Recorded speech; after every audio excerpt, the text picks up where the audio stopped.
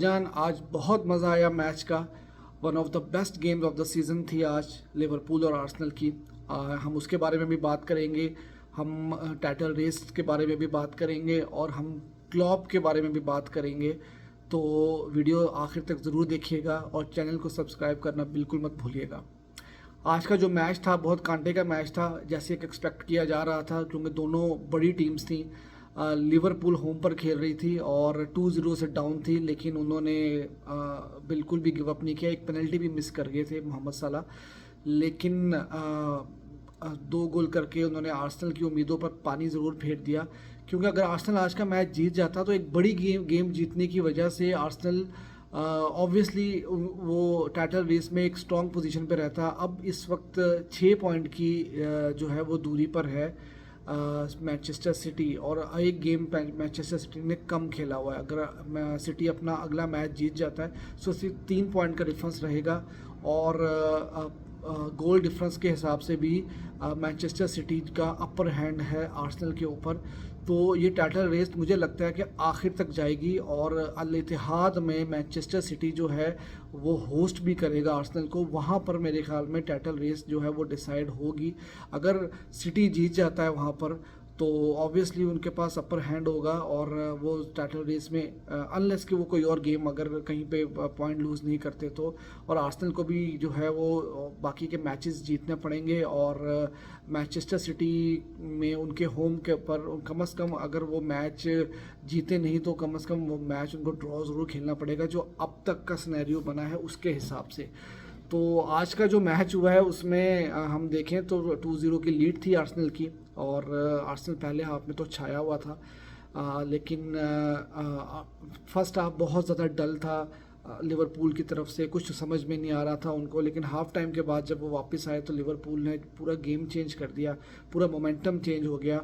और आखिरी के जो 2-3 मिनट में जो एक्स्ट्रा टाइम जो मिलता है, इंजरी टाइम जो था, उसमें जो 2 सेव किए थे आर्सेनल के कीपर ने, वो उनको टाइटल रेस में जो है एक वापस रखा। क्योंकि अगर एक और पॉइंट भी वो लूज़ कर जाते तो सिटी को बहुत बड़ा एडवांटेज हो सकता था।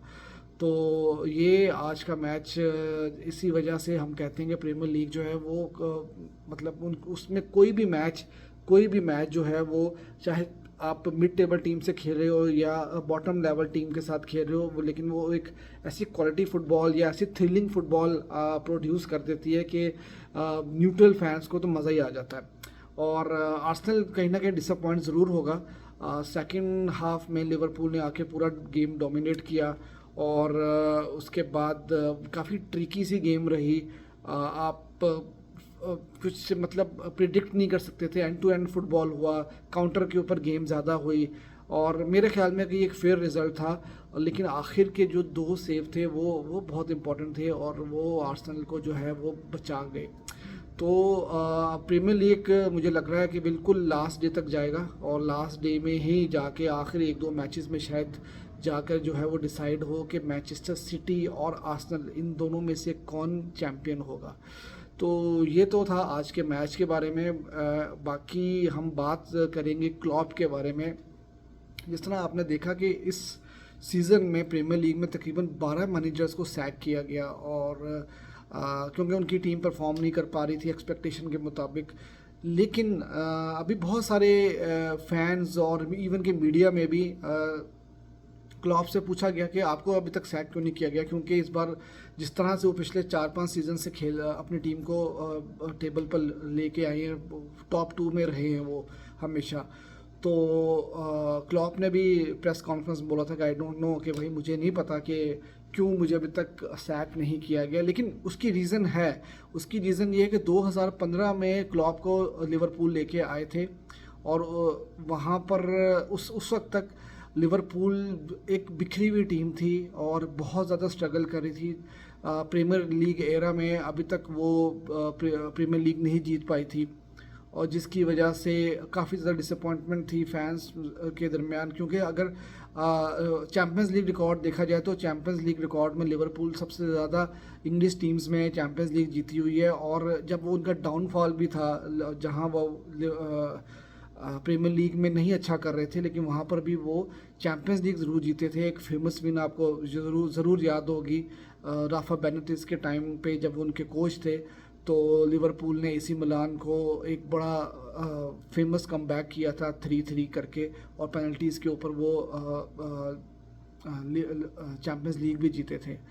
तो अगर आप ये देखिए, क्लॉप 2015 में लिवरपूल को ज्वाइन ना करते तो मेरे ख्याल में बहुत डल लीग होती, इन द सेंस के टाइटल रेस में। हाँ, हमें सीलिंग मैचेस ज़रूर देखने को मिलते हैं, आपको पता नहीं होता, आप प्रिडिक्ट नहीं कर सकते कि कौन सी टीम किसको हराएगी। Manchester City versus Chelsea, Arsenal versus Chelsea में, और आर्सेनल वर्सेस मैनचेस्टर सिटी, या इस तरह की जो भी मैचेस होते हैं आप प्रिडिक्ट नहीं कर सकते। लेकिन अगर आप टेबल पर देखें तो 5 में से 4 टाइटल जो हैं वो मैनचेस्टर सिटी ने अपने नाम किए हैं, और 2 टाइटल उसमें से ऐसे थे कि जो उन्होंने लास्ट डे पर आकर जीते थे भाई साहब।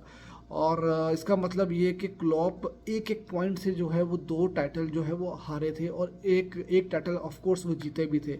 तो पिछले 5 सालों में 4 टाइटल में से 3 आप कह सकते हैं कि लिवरपूल ऑलमोस्ट जीत चुका था।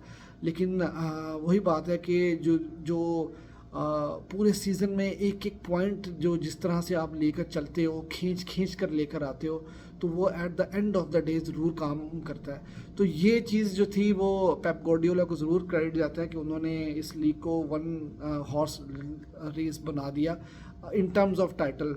लेकिन क्लॉप ने पूरा उनको फाइट दी, और क्लॉप ने जो है वो अपनी टीम एक ज़बरदस्त टीम बनाई। और ये नहीं हमें भूलना चाहिए कि वो चैम्पियंस लीग में भी उन्होंने बहुत अच्छा किया। उन्होंने 3 फाइनल खेले, 2 फाइनल वो हारे और 1 फाइनल वो जीते भी थे।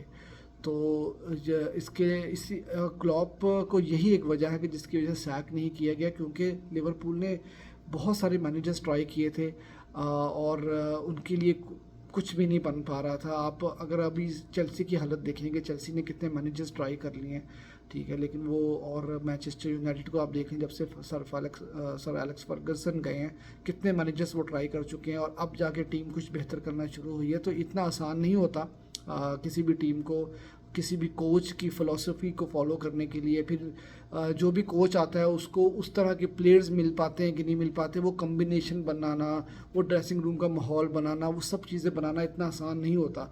तो यही वजह थी कि अभी तक क्लॉप जो है वो बचे हुए हैं, और मेरे ख्याल में लिवरपूल ने बहुत अच्छा किया कि अभी तक क्लॉप को साथ रखा हुआ है। डिस्पाइट द फैक्ट कि क्लॉप का सीज़न अच्छा नहीं गया, लिवरपूल का सीज़न अच्छा नहीं गया, और कुछ इंजरीज़ भी थी, अब माने भी चले गए थे, और जो कि क्लॉप को इस बार उनकी टीम परफॉर्म नहीं कर पाई।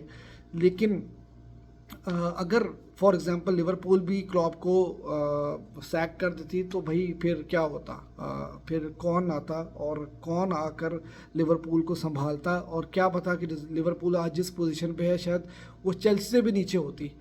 तो मेरे ख्याल में लिवरपूल ने जो पेशेंस दिखाया है, लिवरपूल मैनेजमेंट ने, वो बहुत अच्छा किया है। और अभी तो इस सीज़न में तो लिवरपूल के हाथ में शायद कुछ भी नहीं है, लेकिन अगला सीज़न जो है वो ऑब्वियसली लिवरपूल, मुझे ऐसा लगता है कि वो ज़रूर वापस आएगी और टेबल पर आकर वो ज़रूर फाइट देगी टॉप 2-3 पोजीशन के लिए।